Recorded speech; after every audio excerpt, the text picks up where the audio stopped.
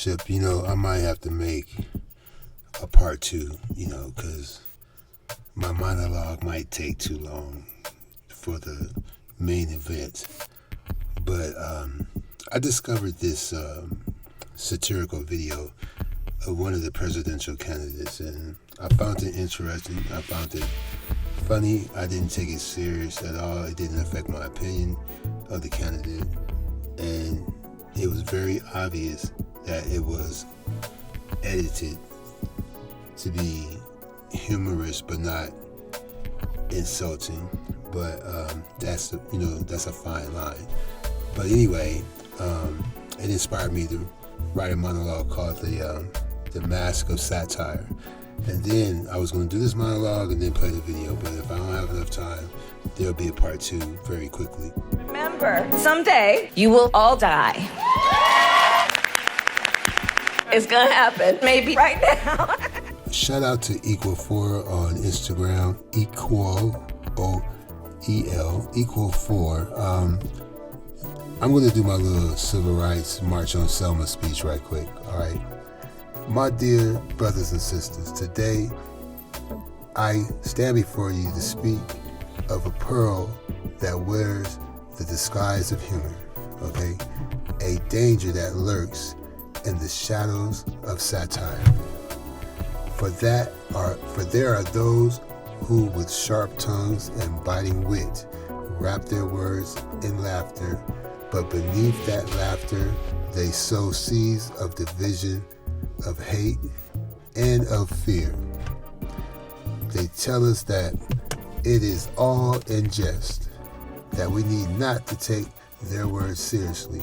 But I say to you, when falsehoods are spread in the name of humor, they do not cease to be false. In my Martin Luther King voice, okay? When lies are dressed in the garments of satire, they do not cease to be lies, okay? Let us not be deceived by this thin-veiled negative propaganda, okay? Whether it marches with banners or tiptoes with jokes, poisons the minds of our people, all right? It hardens the hearts and divides the communities. It makes us see each other not as brothers and sisters, but as enemies.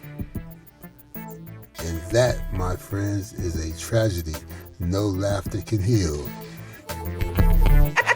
I'm so high, and that's okay. Back in the day, I was locking folks up. So get out and go to prison. Do not listen to me, and do not be birds. We must stand against this mockery of truth. Let us rise up, not in anger, but in love. Let us fight not with weapons, but with wisdom. And let us remember that satire, when used for good, reveals truth and promotes justice. But when it is twisted, when it is weaponized, it becomes a force for harm. And let me be clear, the sky is round, the earth is blue. Howard University, you.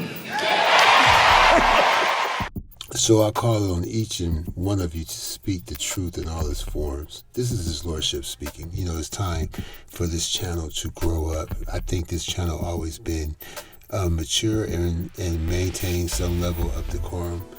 And, whether they come to you as threats or as jokes, we need to reject the lies, all right? For only the light of truth can drive out the darkness of deception, and only love can overcome hate. Let us walk together in that light and build a world with satire that enlightens rather than divides, okay?